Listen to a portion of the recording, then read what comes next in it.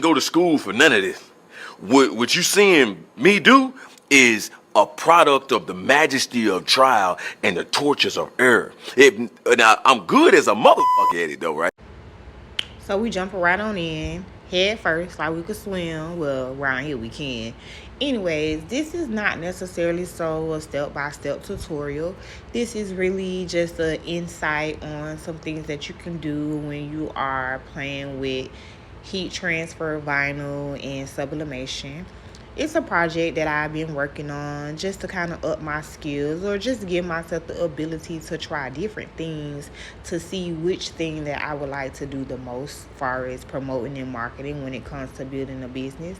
Because they say if you got a cricket, there's 101, if not more, things that you could do to make money all while being creative and enjoying the craft. So I am currently making a Barbie outfit. Again, just trial and error.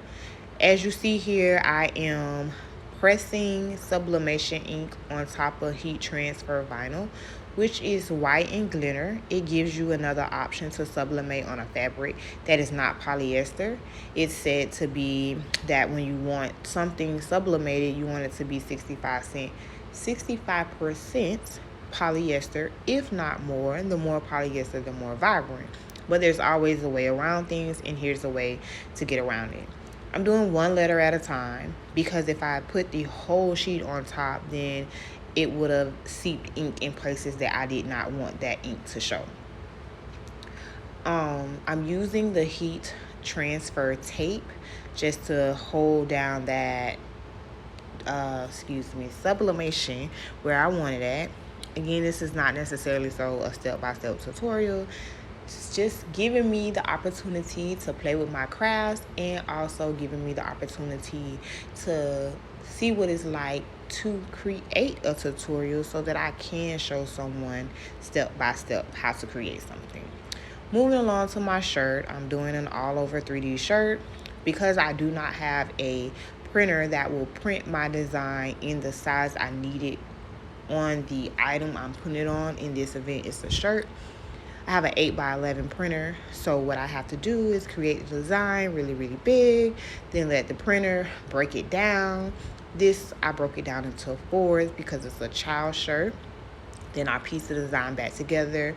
Again, you see me using the heat transfer tape, which allows me to take this design back together and not have to worry about anything burning because the tape is made especially for this type of heat. You see me leaving it there because you want to let it sit there. I do at least 90 seconds in each area to make sure I've given it enough heat to make sure that that ink completely leaves this paper and goes directly into this shirt. You see me moving my mat underneath because as you see, my heat press is not as big as the surface, neither is my mat, but anything they say is impossible is possible as long as you're willing to try to find a way to get around things. Again, this is an investment. So you don't want to start off big and buying all of these supplies that you may or may not use, because anytime you invest into something of this nature, you want to be able to see a return in your investment. So start off small and find little trinkets and little ways to get around. Again, I'm trying this out to see if this is something that I want to add to my line and make my main focus, or do I want to shift gears and do something different. Now, I'm just putting something on the back because most people, they want something on the front and the back of their custom outfits. Why not? That way I catch your eye if you look at me from the front. If you look at me from the back, I caught your eye. So I understand. Again, just do the 45 seconds. Listen, y'all, I'm trying to get through my first partial tutorial because it's definitely not step by step. It's just me getting in there head first, swimming, hoping that you catch my drift. But wait for it. Here it comes. Wait for it. Put your back in it. Put your back in it. Just a little more. Put your back in it. Put your back in it. Put your back in it.